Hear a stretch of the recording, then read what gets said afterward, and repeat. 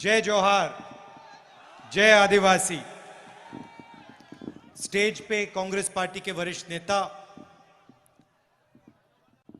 हमारे प्यारे कार्यकर्ता,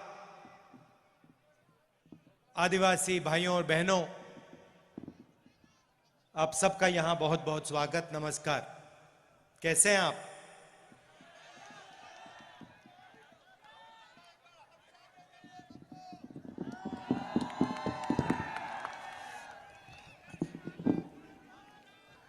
जैसे कमलनाथ जी ने कहा, मैं तांत्या मामा, मेरे लिए तांत्या मामा एक चिन्ह है,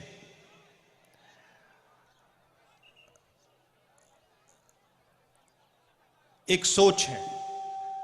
एक व्यक्ति जरूर थे, मगर वो एक चिन्ह और एक सोच और एक विचारधारा भी थे। और उनकी विचारधारा के कारण, उनकी सोच के कारण मैं आज यहां आया हूं।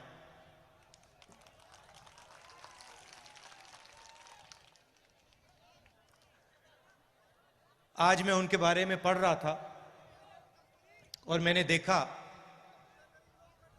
कि वो 26 जनवरी को पैदा हुए थे और वही दिन है जब हमारा देश पैदा हुआ। गणतंत्र दिवस का दिन तांत्या मामा का जन्मदिन था। तो इसमें भी एक मैसेज है।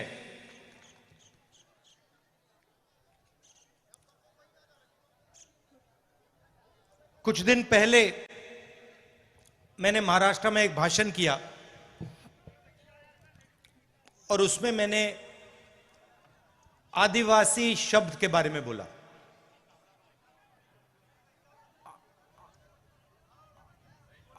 सही बोला? आदिवासी का मतलब जो हिंदुस्तान में सबसे पहले रहते थे। मतलब जब इस देश में कोई और नहीं था, तब भी आप लोग इस देश में रहते थे। अगर आप आदिवासी हो और अगर आप यहां सबसे पहले रहते थे, तो इसका मतलब यह बनता है कि आप इस देश के असली मालिक हो।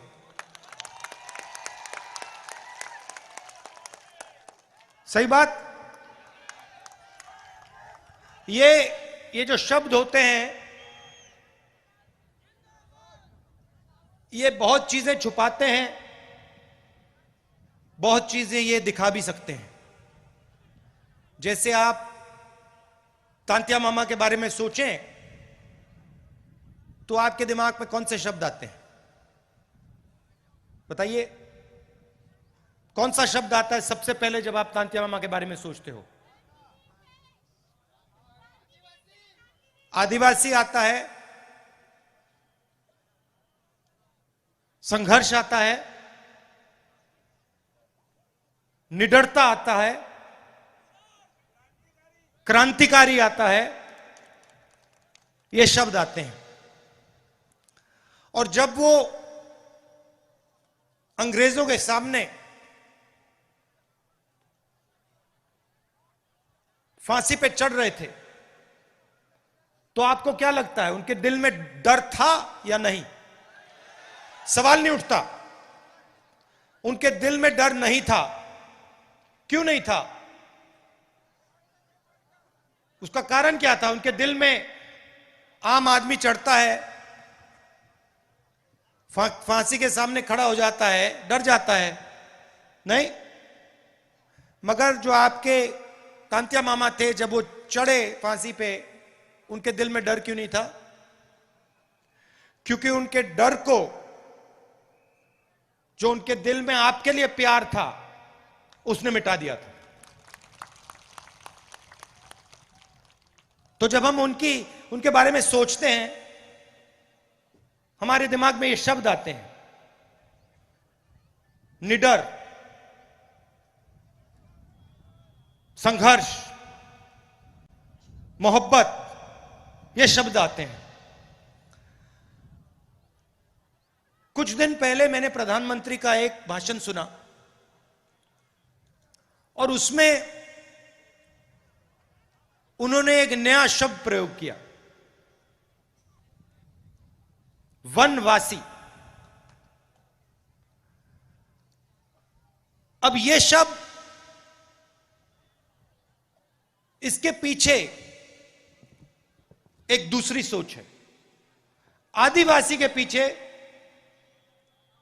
सोच है कि यह देश के पहले मालिक आप हो।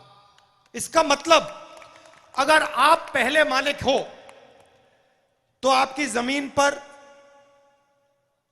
जंगल पर,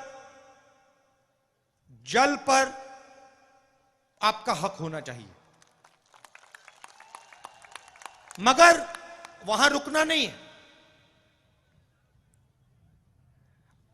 आप असली मालिक हो तो आपको और आपके बच्चों को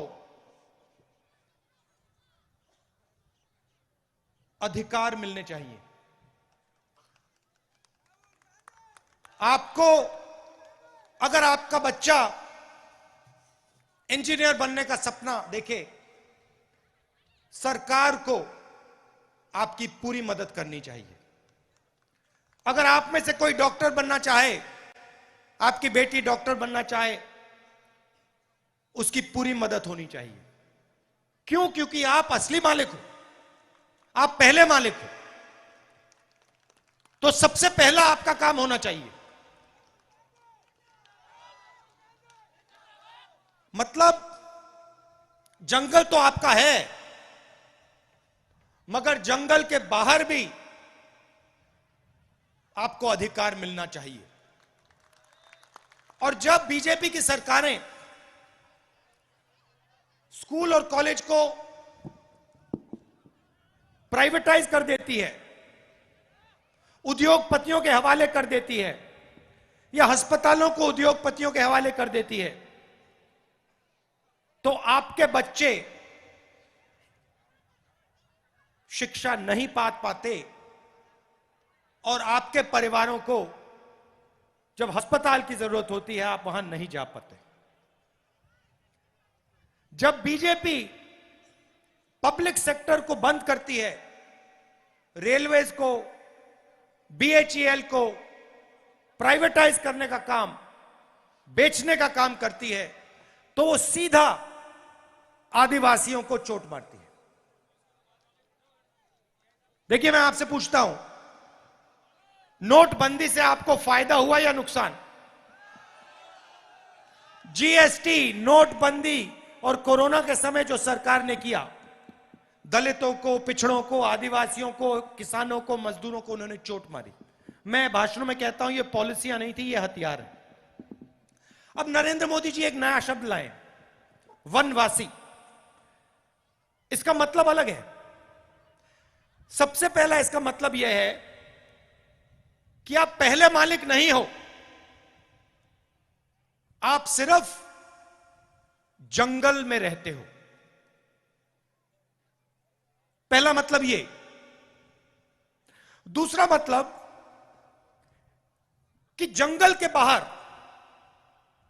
आपको, वन के बाहर कोई भी आपको अधिकार नहीं मिलना चाहिए। और तीसरा मतलब जो आपको दिख रहा है, जहां भी हम देखें, बीजेपी की सरकारें जंगल को उद्योगपतियों को दे रही है, जंगल काटे जा रहे हैं। आस्ते आस्ते आस्ते आस्ते आस्ते हिंदुस्तान में जंगल खत्म होते जा रहे हैं। सही बोला, गलत बोला? सही। तो तीसरा मतलब यह है कि जब इस देश से जंगल खत्म हो जाएंगे तो फिर आपके लिए इस देश में कोई जगह नहीं बचेगी। यह तीसरा मतलब है। यह मैंने आपको शब्द क्यों बताए? क्योंकि इन शब्दों के पीछे विचारधारा है। हम आदिवासी कहते हैं क्योंकि हम इस बात को मानते हैं कि आप हिंदुस्तान के असली और पहले मालिक हो। वो वनवासी कहते हैं क्योंकि वो आपके सारे के सारे अधिकार आपसे छीनना चाहते हैं और आपको यह याद नहीं दिलाना चाहते कि आप ही इस देश के पहले और असली मालिक हो। तो सबसे पहले मैं चाहता हूं कि ये जो बीजेपी के लोगों ने आपके ऊपर अपमान किया है, ये जो शब्द इन्होंने आपके लिए प्रयोग किया है वनवासी, इसके लिए ये आपसे माफी मांगे। हाथ जोड़ के हिंदुस्तान के आदिवासियों से ये माफी मांगे और उनसे कहें कि आप वनवासी नहीं हो, आप आदिवासी हो और आप हिंदुस्तान के पहले मालिक हो और हम आपको जो भी अधिकार चाहिए वो हम आपको देंगे। और दूसरा काम, माफी मांगने के बाद, पहले नहीं, माफी मांगने के बाद दूसरा काम, जो ये आपसे जंगल छीनते हैं, जो हम पैसा कानून लाए, जमीन अधिग्रहण बिल लाए, फॉरेस्ट राइट एक्ट लाए, इन 3 कानूनों को ये जो कमजोर करते हैं और आपकी जो जमीन है जो आपसे छीनते हैं, आपका जल है, आपका जंगल है जो आपसे छीनते हैं, वो आपको वापस देने का काम शुरू कर दें। और अगर ये नहीं करेंगे तो जैसे ही हमारी यहां सरकार आएगी, हम आदिवासी शब्द का प्रयोग करेंगे और जो आपके हक हैं एक के बाद एक आपको देना शुरू कर देंगे। और जो आपकी जमीन है उसका अधिकार, जल और जंगल का अधिकार आपको वापस देना शुरू कर देंगे। आप जानते हो कि आदिवासियों के खिलाफ सबसे ज्यादा अत्याचार मध्य प्रदेश में होता है। पूरा मध्य प्रदेश का आदिवासी जानता है कि अगर किसी प्रदेश में आदिवासियों के खिलाफ अत्याचार होता है तो उस प्रदेश का नाम मध्य प्रदेश है। ऐसा प्रदेश हमें नहीं चाहिए। हमें आदिवासियों को इज्जत देने वाला प्रदेश चाहिए, आदिवासियों को रक्षा करने वाला प्रदेश चाहिए। और ये जो वनवासी शब्द है, इसका प्रदेश हमें नहीं चाहिए। आप सब आए, प्यार से आपने मेरी बात सुनी और आपने मेरी बात बहुत अच्छी तरह समझ ली है। मैं आपके चेहरे देख रहा हूं, आपको बात समझ आ गई है, सब समझ गए हैं। ये जो बीजेपी की विचारधारा है, याद रखिए, अभी हम तांतिया मामा की बात कर रहे हैं। एक सेकंड भाई, तांतिया मामा की बात कर रहे हैं। तांतिया मामा को फांसी पे किसने चढ़ाया? अंग्रेजों ने, सही? और आरएसएस ने अंग्रेजों की मदद की, यह पूरी दुनिया और हिंदुस्तान जानता है। तो याद रखिए, अंग्रेजों ने तांतिया मामा को फांसी पे चढ़ाया, मगर आरएसएस की विचारधारा ने उनकी मदद की। यह भी मत भूलिए, वनवासी शब्द के पीछे यह भी सोच है।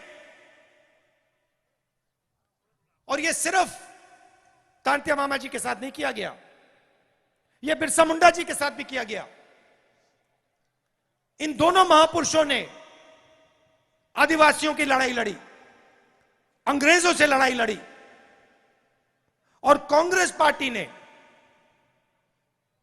हिंदुस्तान से अंग्रेजों को भगाया। और जब हम अंग्रेजों से लड़ाई लड़ रहे थे, जिन्होंने आपके महापुरुषों को फांसी पर लटकाया, तब आरएसएस अंग्रेजों के साथ खड़ी थी। यह पूरी दुनिया जानती है। और यह याद रखिए, यह जो वनवासी शब्द है, यह आपको खत्म करने का शब्द है। और आदिवासी शब्द जो है यह आपको हक दिलवाने का और यह आपको हिंदुस्तान के असली मालिक बनाने का शब्द है। बहुत बहुत धन्यवाद। जय हिंद, नमस्कार।